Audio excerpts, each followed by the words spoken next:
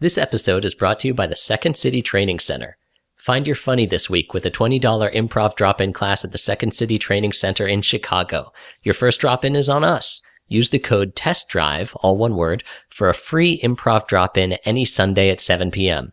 For more information, go to secondcity.com/TC or call 312-664-3959 to register. Hello, scientists. This is Mark Soloff, and welcome to part 3 of the Muffed Movies Jurassic Park episode. Today's episode features special guests General Ironicus from the History Honeys, Sex Archie, and 6 Feet Under podcasts, and David Flora from the Blurry Photos podcast. Part 3 is a little bit short for my tastes, or it was. It's just the way that the editing shook out. So I wanted to offer you a little something extra to make this episode a full meal and not just a little snack, a little amuse-bouche. I tweeted out for suggestions and I got some really nice ones. If you don't follow me yet, by the way, I am at Blaster Podcast now. I used to be at Ask Dottore. Now I'm at Blaster Podcast. So follow me on Twitter. And in the depths of my hard drive, I found something very unique. Back in 2017, after seeing Star Wars The Force Awakens, I was so excited that I wanted to muff that movie right away. I thought that was a really good idea. So I started to do an episode of Muffed Movies all by myself. It was kind of weird and it felt pretty self-indulgent, so I didn't pursue it beyond the first few scenes. But I think for the true Muffed Movies fans, it'll be a fun little glimpse into the kind of podcast I'd be making if the apocalypse comes and I'm all by myself. That sounds dark, but the segment I made is fun. It's not meant to show off, but rather to play. So stay tuned for the very, very unique solo muffing starting immediately after the end of Jurassic Park. I hope you have as much fun listening to me play as I did playing with myself. Sorry. Let's see. We're on for the forest. Is that right? Live it up, Morty. we're about to kill Muldoon, yeah, Forrest. We're in the forest. Forest slam! Muldoon sets his hat on a log, thinking he's got the cleverest of decoys. Now, if I remember my time back in the Korean War, when I was a very, very young wild game hunter, you always put your hat right on a log. That way, the animal thinks the log is the man. Then you stay still like you are a log. Then they think the man is a log. Suddenly, from the side, a rustling. What's this, rustlers? Oidene. Ah, I know that voice. A raptor pokes its grinning face out from the bushwhacking. Shine your shoes there, governor. Hey, hey. Trying to get me with the old decoy trick, eh? Muldoon levels his shotgun toward that surprising raptor when suddenly there's a tap on his back. Excuse me, mate. What you think you're doing in my voice? Hey, look at me, boy. Look at me. I'm going to take your eyes out. I'm going to put them in my shoes and walk on your eyes. Now say something nice to us. Muldoon pulls out his secret sock beretta that he hides in those gigantic woolen socks that go all the way up his calf. Learned that one from Dodson. When suddenly a third raptor is visible, splayed and holding itself above him, spread out, holding itself on all 4 walls of the forest ceiling like a ninja. Hello. What have we here? Oi. Mind if I drop in for a spot of tea? Hey. Gonna turn you into a skeleton.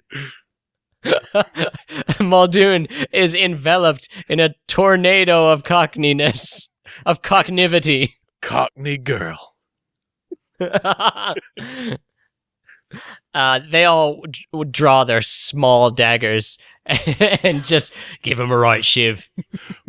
Bit of the old ultra-violence. Buzz cut. Back at the electric fence. Dr. Grant is kneeling over the unconscious body of Tiny Tim. Tim, it's time to litigate, Tim. I don't know. No, Tim. Trying everything here. Maybe you should give him a little mouth to mouth. says Dr. Grant's inner voice. All right, well, I mean, part of being a father is, resuscitating your dead child. If Greek tragedy has told me anything, I'll give it a try. Tim, still filled with vomit, just spouts forth like Old Faithful. Sir, why? Sir, why? I was in heaven. Papa was there with me. He was going to tell me the secret of life. Well, the important thing is you're off that fence. I wonder if they'll have that on the tour. Lex punches Tim. Knocking him unconscious once again. Smash cut. Jurassic Park dining room. Grant drops the kids off. See ya. But, Gotta hit the head. it's not all bad because there's a bunch of unattended desserts for guests that were never there. There's like this whole, a caterer's table of cakes and pies. And who was this for? Was this going to be for the hooray gala for the employees and the scientists that signed off on the park once they signed off on it on the final night? It was for whoever survived. Oh. It's the lifetime supply of chocolate at the end of not being killed by Willy Wonka. Oh. Yeah. This is like a kind of Willy Wonka for a modern age. Anyway, Grant walks outside of the dining room to try to have a fucking second of peace and quiet. He takes out a smoke when suddenly the smoke is hugged out of his lips and replaced with the soft vulpine lips of his student, Ellie Sattler, paleobotanist. We're colleagues in this one, but run! Run! She monkey hugs him and just clings onto him like a full body face hugger. Ow, my back. Oi. Come on, I just climbed a fence. Get off me. Flash cut, dining room. Lex and Tim are just having a merry time eating that witch's candy house when suddenly Raindrops on roses and whiskers on kittens. Lex spots something that drives a cold spike of fear into the ice sculpture of her heart. She's holding her Gelouse container over her head, squeezing that tiny tendril of sweet gelatin out, and suddenly it starts vibrating with the greatest of fears. She spots the silhouette of El Raptor. Oi, Danny. Oi, Oi, Danny. what's it, egghead? Who's got me desserts? Eating all me pasty pies, are ya? Cleaver cut to the kitchen. Kids throw themselves bodily into the kitchen and hide neath the cabinets. They close the door. Elsewhere in Jurassic Park, someone's probably musing on how raptors can't open doors, right? I mean, sheesh, geez, you guys. Oh. Mr. Cotter wonders what he did to deserve this. Oh my god. But those humans are wrong, and in their hubris, they shall lose their wee babbies. For we see the raptoroid hand wrapping around a extra accessible doorknob made for all types of people. Yep. I'll just turn this way up. Oh. Be turning my knob later, eh? Oh, that's a good one. I like that. See what he did there. And a trio of raptors saunters in, swinging their pocket watches. Let's see what we've Feeling got a in bit- here. A little bit peckish, always. Where are you, sir? New daddy? Where are you? Lex says into her my first walkie-talkie that Grant totally forgot when Ellie hugged it off of him. Smash cut. Control room. Daddy is not in the kitchen. Daddy is with Ellie, and they are... Nope. Reverse cut. It's the kitchen. The raptors suddenly scent the scent of scaredness. Ooh. And they start just throwing their bodies around, knocking over pots and pans, clanging into mirrored surfaces. What's it? Hey, Getting outsmarted Home Alone style by slippery floors covered in ice water. Oh, there's one right there. They go gobble, gobble, gobble, gobble. Whack, whack, whack, whack. Their Meredith is Burgess. And the kids do some awesome scream acting, like screaming while running with their eyes closed and holding their arms out in front of them. And they run out of the room. Raptor evaded. Smash cut. Control room. The kids find Grant and Ellie, and it seems like they're going to be safe. They all start to invest in a family vacation, looking up cool destinations on the computer, when suddenly... No. Ah! Come on, give us a taste. Oh no, it's the Velociraptor! And not only can it open doors, but it can push on doors too. Dr. Grant's fatigued muscles cannot hold it at bay. So Ellie uses her jazzercise quads. That's shitty of me to say. You're gonna need more than that, mates. And they as a couple of researchers and lovers hold the raptor at Michael Bay for just a little while longer. Boot up the door locks! Grant cries to Ellie, which is like a phrase that has never been uttered before. Nobody says boot up the door locks, but that's the thing that we all know now. Boot up the door locks! Boot, boot, boot, boot. Let me just put on my UTC vibe. I need to fly into the computer. Yeah, Lex passes the lawnmower man and suddenly comes to like a little 3D representation of the heart of the operating system. It's a Unix system. I am interfaced. Lord Varys opens up a chest and allows her into his system. Why, hello there, little child. Shall I let you into my tiny system of birds? I've made it past the giant's drink. You have nothing to fear. I want to boot up the door locks. Da-da-da-da. All the Morlocks turn around sad. She said door locks. Uh-oh. They're booting up the door locks. Get your fingers out of the door, then. The door locks are booted to their fullest extent, and the raptors are locked out from the cock out. Oh, from the cockney out. Lock me out, eh? Bunker cut. Rang, rang. Hello? Hey, this is John Grant. Man at arms. Who? The computer's back online. No thanks to you. Now Oh. call the goddamn rescue helicopter. Helicopter's on its way. Ta!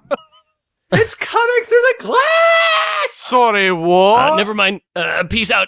Shotguns are fired ineffectively, and the camera swoops back in the control room floor over a tangled up mess of a shotgun that's choking on its own bullet. I'm a paleontologist, not a gun guy. But remembering his monkey training, Dr. Grant decides to scale a ladder and bring the whole family into the ceiling. What do you call that area? The ductwork? It's not... Is it the ductwork? I mean, they're not in an air vent or anything. They're doing a, like, Johnny B. Good duct walk. Nice. Yeah. They're in the paneling above the ceiling, like in Aliens, when you peer up there and it's full of xenomorphs.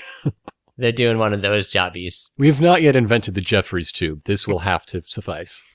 So anyway, they're just crawling their way around like a bunch of human cucarachas. When suddenly Super Mario Raptor bashes one of the panels in with its head and catches, fortuitously, a Lex. Lex falls down, and she's like I scrabbling. have not yet attained my final form. I can't go yet. Lex and the Raptor are scrabbling around. They're wrestling. Everyone's Oi, cheering oi, and taking pictures. Oi, oi, oi, oi. Oh Jesus shit, Christ. Lex is going for the suplex! Oh. The raptor rolls a 1, critical fail. It chokes on its own tongue, and it is incapacitated just long enough for Dr. Grant to grab Lex. And that is the power of meat-free living. Grant holds onto her butt and pulls her back up into the skyway. You do that again, and you know what fate awaits you, Dr. Grant. Grant's aorta turns into a artichoke heart. Ah, so painful. Flash dance to the visitor center. A panel in the wall is kicked open, and suddenly the science family climbs out onto those fossil displays. Is this to be one of Grandfather's amusement rides? It is now, love. Says a Cockney raptor who leaps willy-nilly, pell-mell, helter-skelter upon those bones, snapping cables, creating a Deadpool situation. And the bones are just swinging and swanging and jangling through the sky. Just let me up the apples and pears here. Hey. Come on, lads. It's a super scary scene, which would later be ripped off by James Bond in... James Bond What? versus the dinosaurs. in the one after Casino Royale. Quantum of Solace? Thank you. In Quantum of Solace. Pretty good fight, though. Anyway. Quantum of Saurus. Nice. Those bones tumble to the ground, as Isaac Newton says they all must eventually. But what's this? 2 more raptors show up. Hello, then. Sorry I'm late, eh? Finish my shift. Finish shift. And they start, like, ganging up on the humans, surrounding them like a team of bullies. They slick their hairs back with, like, pomade and stuff, and bring out their Riverdale switchblades, then have sex with each other. Archie style. Whoa there, mate. Going a bit far. John Williams is telling us that things are getting real dangerous. It's about to get triangulated. Hey, my friends! How you doing? Hey! The whole gang turns and looks at the T-Rex, who has just walked in with a fresh pizza pie for all of us. These guys bothering you. I'm sorry. I didn't get enough pizza for everybody. You're just going to have to wait for next time. It's cool. We're all fine. Uh-oh. Deus Ex Machina. The T-Rex throws his pizza down, seeing his friends in danger, and he starts bullying the bullies. Fucking hate this guy, mate. I gotta get out of here. This guy in? Oh, I've had claps enough one. of him, I have. In his tiny arms, and he gives him a full-on noogie. Oh, then that's All me, right, come on, let's- Oh, me pompadour. I don't mean anything, boys. Just a friendly way of saying hello. The T-Rex occupies the Cockney Raptors, while the remaining humans squeeze out of the visitor center and stroll into Hammond's sweet Jeep. Beep, beep, motherfucker. Did somebody call for an Uber? Dr. Grant slides across the dashboard, Dukes of Hazzard style. He gets into the shotgun seat. All right, Hammond, push it. Hammond punches the hyperdrive. Yeah. And away, And they, away they go. go. There's one thing I have to know, Dr. Grant. What do you think of me park? Would yay or nay? Or, I just trying to take the temperature here. The costumes were great. Lots of room for merch. You can throw that logo on anything. And I think I will, yes. I've decided not to endorse your park. Oh, good. I thought it was just me. I didn't know. I endorse your park, says the tiny goblin, riding the back seat. Ian Malcolm, thinking he's hallucinating, forcibly shoves the goblin off the back of the moving vehicle. Oh, fortunately, the goblin lands in a pile of skeleton dust from Jurassic Park employees. Snap cut to the helicopter. John Hammond looks wistfully back at his sweet island, which he owns, wishing it could have gone differently. Oh, The tiny mocking mosquito in his amber cane winks at the camera. I hope you learned your lesson, John. We all float down here. they all look towards the front, the cockpit of the helicopter, and see it empty because it has been automated. I guess we all lose our jobs in the end, says Ellie. Dr. Grant looks wistfully at the birds. He knows that someday they will be replaced by Amazon drones. Sequel tease cut. Back to the jungle. Muldoon's hat begins to move, and you see that log wasn't a log, but was Dodgson. This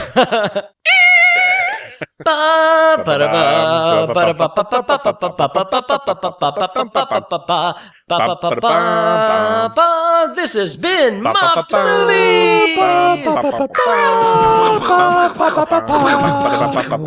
We did it, gentlemen. Yay! We have muffed Jurassic Park, a very popular film. In 40 minutes or less. It has been Yeah, we did it. muffed. How do you like that, listeners? You young muffians. I like it. I love it. I love it. Guys, that was a great time. Thank you for Yeah, muffing with me. thanks for having Thank me. you for having me on. And I'm only mostly drenched in sweat. We already told the audience what you guys do. Real quick, where can they find your work online? You could just follow me on Twitter, where I spend most of the time plugging all these various projects. That's GEN_Ironicus at twitter.com. If you don't tweet and you just want to follow one or a few, that's Sex Archie, Riverdale Recaps, History Honeys, and 6 Feet Under, which is fun time playtime with good friends. We have 2 ongoing campaigns.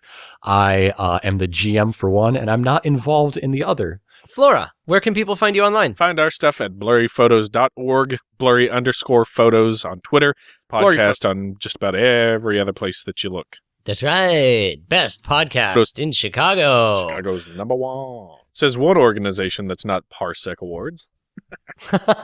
Oh. We will always be bitter military rivals. Anyway, thank you so much for listening. We love you. We appreciate everything you do for us.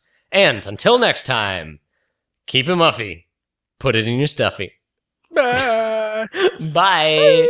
Farewell. Dodson! That's why Nedry, scream laugh that he does this It's so squeak. good. It's so good. I love that part. I love every part. Welcome, ladies and gentlemen, to a very special supplementary episode of Muffed Movies. I'm Mark Soloff, and that's it. So for today's very special supplementary episode, I've decided to attempt the ludicrous endeavor of doing a solo muffing. Why, you may ask? Well, because I just saw the Star Wars, the movie, The Force Awakens, and I wanted to share it with all of you. So I thought it would be fun to muff it.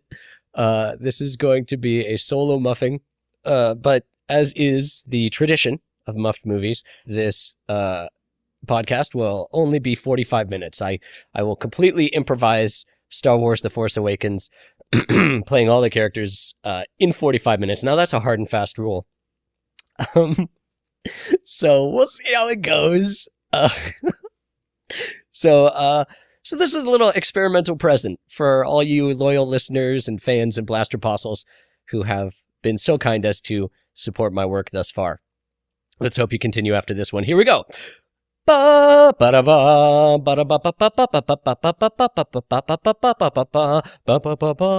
Wars: The Force Awakens. It is a time 30 years after the events of Return of the Jedi, and the terrifying First Order has risen from the ashes of the crumpled Empire.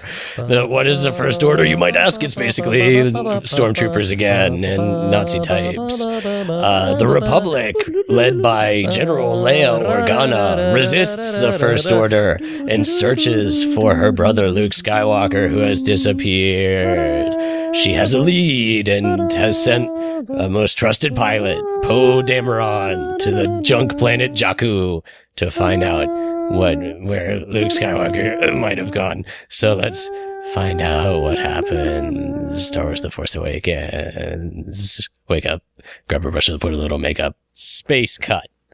We see the junkyard planet of Jakku, gray, ugly, and dismal, floating in the inky void of outer space. Is it Tatooine? No, not Tatooine. Pretty close, but it's not Tatooine, you guys. Don't call it Tatooine.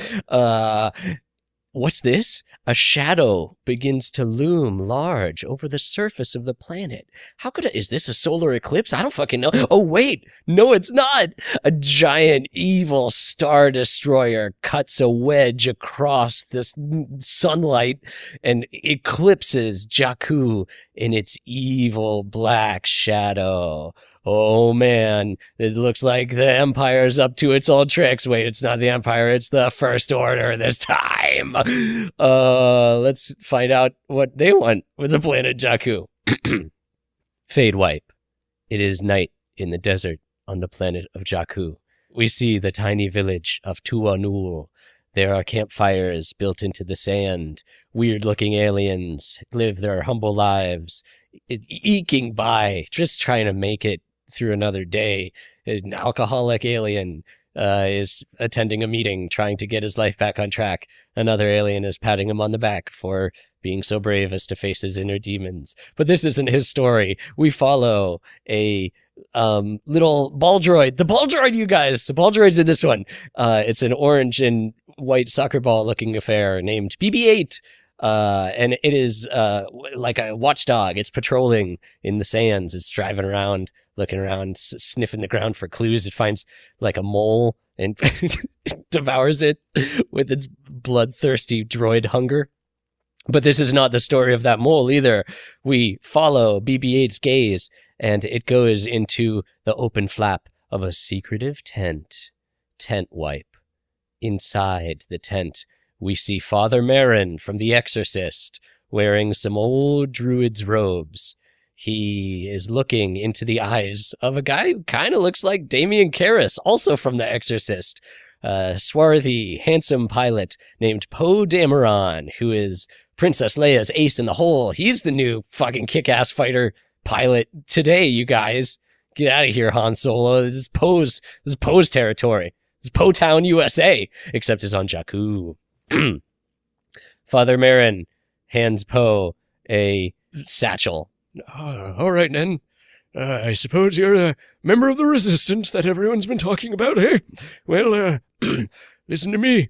If you want to find Luke Skywalker, you must look inside this bag that I press into your hands and get it. There's a map in there, and you're going to find him.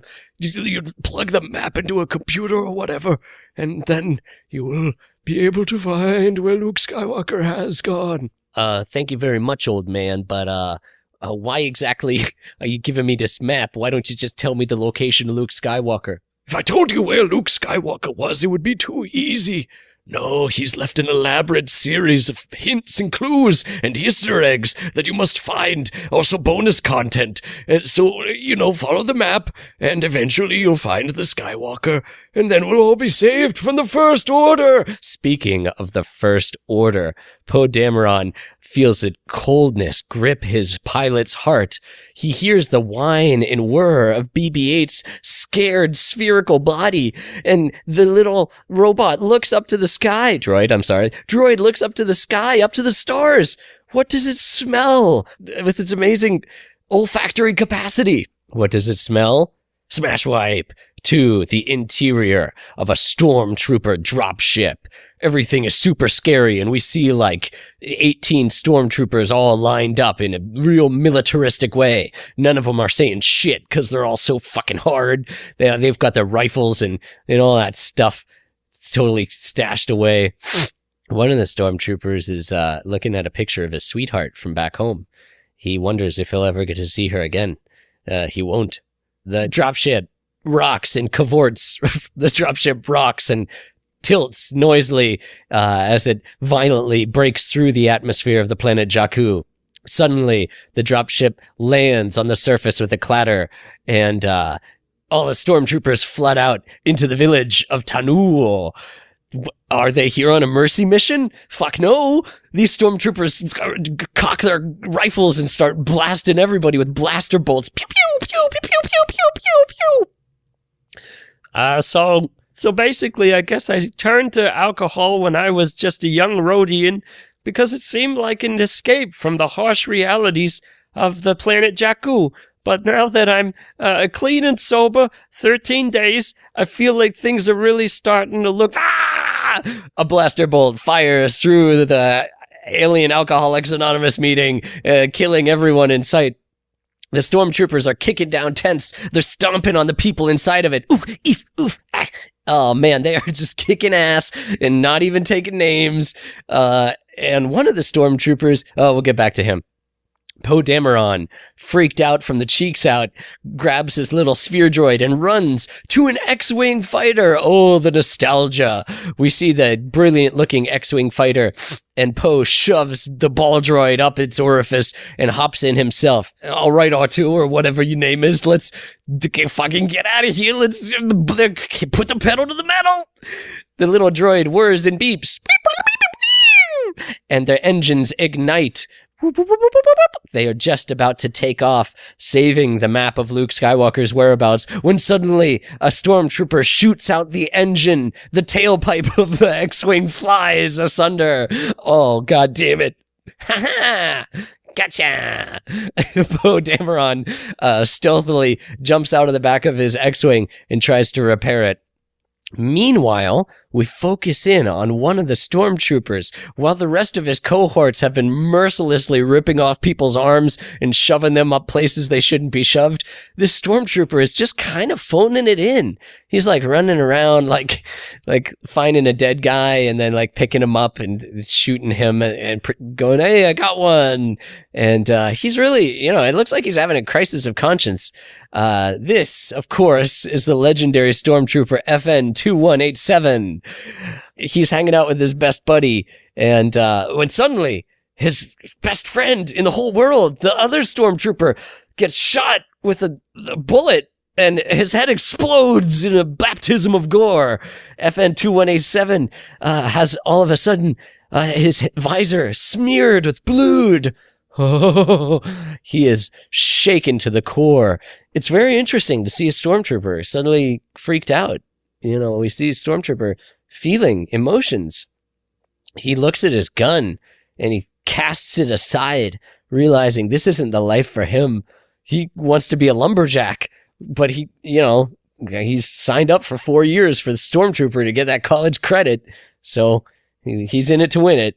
Meanwhile, Poe Dameron is fixing his engines as hard as he can when suddenly the black sky grows even darker, and we see the giant rectangular wings of an evil-looking escort shuttle landing its palpably evil body on the sand. The doors open, and down a ramp walks pretty much Darth Vader. It is Kylo Ren, the evil dark Jedi, replete with his black cloak, his black robes, and his black pseudo-Darth Vader, pseudo-Bane helmet. You can see no humanity in this evil man, for he's evil. Stormtrooper, Kylo Ren says to the nearest trooper. Yes, my lord. Have you brought me the map of where Luke Skywalker is? No, my lord. We couldn't find the ball droid, but we're working on it, so fuck off. Excuse me? I mean, I didn't mean to tell you to fuck off. I have that space disease where you tell people to fuck off all the time. I suspect that isn't actually... Is that a real thing? No, my lord, it's not a real thing. Fuck off! Oh, yeah! Kylo Ren throws a tantrum and uses the Force to crush the stormtrooper inwards, imploding the poor man. All we see is a white sphere that once was his plasticky white armor. All right. Attention, village. My name is Kylo Ren. I'm new. Pretty much I'm the bad guy of this picture. And, yep. If you could be so kind as to turn over the ball droid, I won't have to slaughter all of you. Out of the corner of Kylo Ren's visor, he spots the X-Wing. Ho, ho, ho, what's this?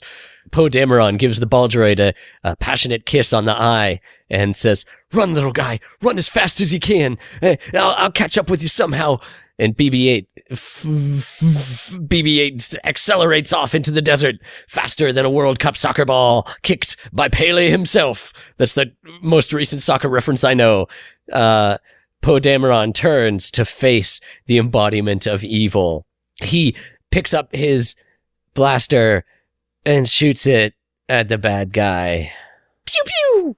But before the blaster bolt can hit Kylo Ren, he makes a gesture with his arm, and the blaster bolt, made of pure laser bolt energy, freezes in mid-air. I can't believe it! Kylo Ren pulls Poe Dameron close with the evilness of the Force and freezes his body. Everyone in the village falls silent. It's as though the greatest fight is about to begin. Everyone in the village falls silent. Except for not even a mouse. Everyone in the village falls silent, except for the boombox, which is still playing California Love. The evil Kylo Ren forces Poe Dameron down onto his knees. He kneels in front of the X-Wing pilot, and the two men regard each other, mask to face. An intense silence ensues. Poe Dameron, where is your droid? I don't know what you're talking about over here, sheesh. You had a droid. It looked like a ball. Pretty hard to miss, quite frankly. It's got Luke Skywalker's last known location.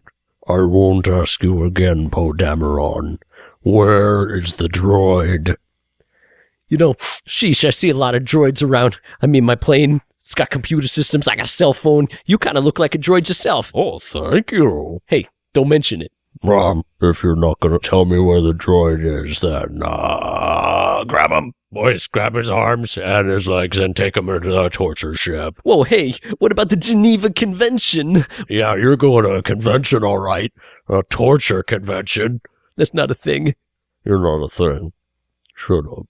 The evil ship blasts off, and in the distance, the tiny glint of the ball droid's eye camera looks forlornly as its master is taken away to be tortured by the First Order. Flash cut to the interior of the Star Destroyer. We see the freaked out stormtrooper with a bloody helmet remove his helmet. He is sweating bullets and gasping. He's clutching his chest. He's so panicked. Oh my goodness. Also, he's a black guy, which is very surprising to racists. The stormtrooper leans up against a bulkhead when suddenly a big stormtrooper in a ridiculous metal stormtrooper outfit like a medieval knight clanks up behind him.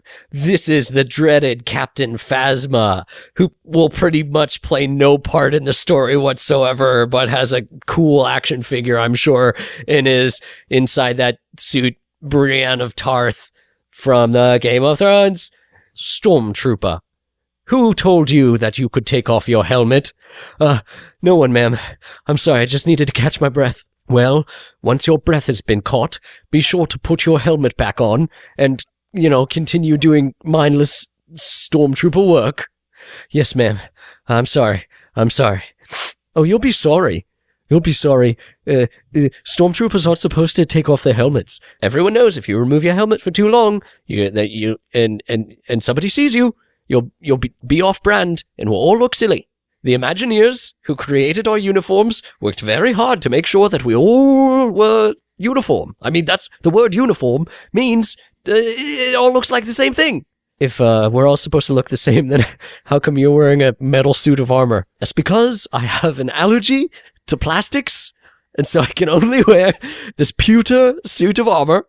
It's very inconvenient. It's very heavy for me. But I'm Captain Phasma. So, just deal with it. Snip snap. See you later, bitch. Alright. Captain Phasma. With a flourish, Captain Phasma winks out of existence. Basically for the rest of the movie. Psst.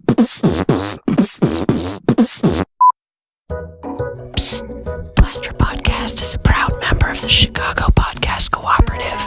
If you like our show, you might like some of their other offerings, like blurry photos,